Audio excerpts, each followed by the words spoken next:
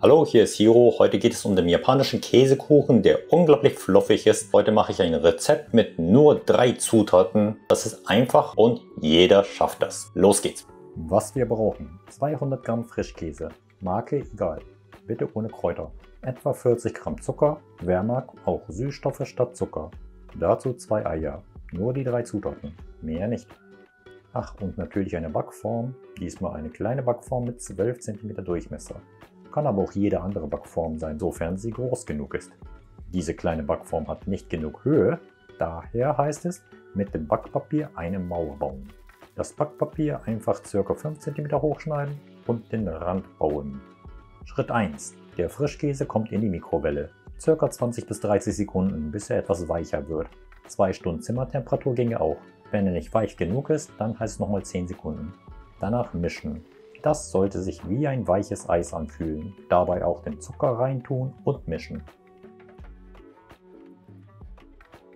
Jetzt 2 Eier aufschlagen, das Eigelb und das Eiweiß trennen.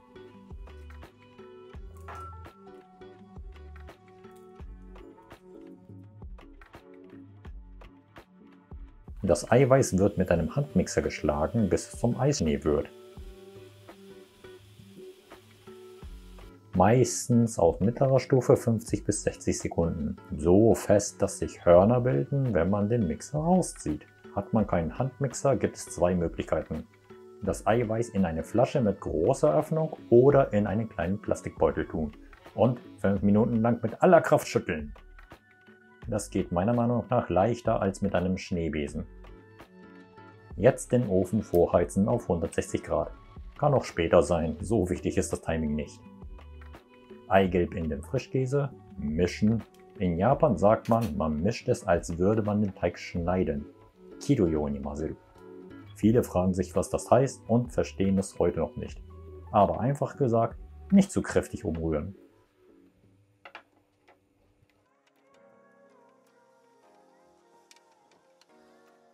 Danach kommt der Eischnee rein. Nicht alles auf einmal.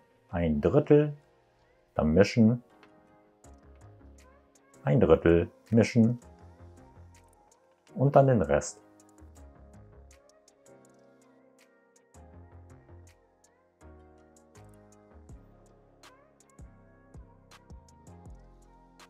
Wenn der Teig einigermaßen glatt wird, kommt er in die Form rein.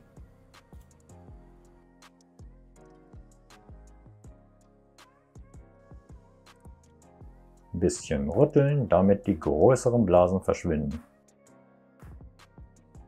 Eventuell noch mit einem kleinen Spieß leicht umrühren, um kleinere Blasen zu entfernen.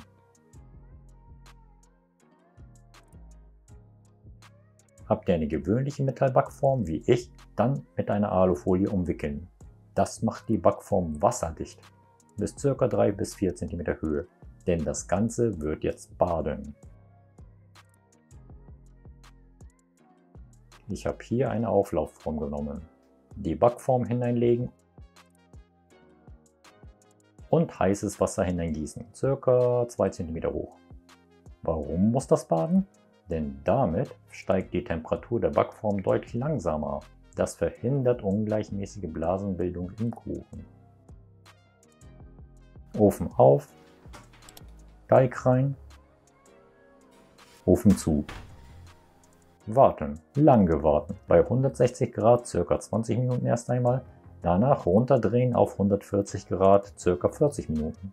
Ach, und ganz ehrlich ist das vom Ofen zu Ofen anders. Kann sein, dass daraus 45 Minuten wird oder auch 50 Minuten. Müsst ihr mal checken. Wenn die obere Schicht noch nicht braun genug ist, dann auf 180 Grad erhöhen, ca. 10 Minuten. Am Ende kurz ein Holzspieß rein und testen, ob der Teig durch ist. Bleibt was am Spieß dran, muss der Kuchen noch ein paar Minuten warten. Dann heißt es Ofen aus, aber nicht gleich den Kuchen rausholen. Die Ofentür leicht gekippt lassen und weitere 20-30 Minuten drin lassen. Das verhindert, dass der obere Teig zusammensackt. Das ist ein Kuchen, der auch warm gut schmeckt, aber gekühlt noch viel besser meiner Meinung nach. Guten Appetit! Das war der einfache japanische Käsekuchen, nur mit 3 Zutaten. Ich hoffe, dass das auch bei euch gut geklappt hat und dass es auch natürlich gut geschmeckt hat. Wollt ihr noch andere Rezepte wissen? Schreibt gerne in das untere Kommentarfeld hinein. Das lese ich mir immer gerne durch. Wirklich. Ansonsten bin ich auch immer dankbar für euren Daumen hoch, also Likes, Abonnement, Einkauf beim Merch-Shop, Mitgliedschaft und vieles mehr. Danke, dass ihr bis zum Schluss angeschaut habt. Japanisch Käsekuchen ist ziemlich einfach, oder? Matane!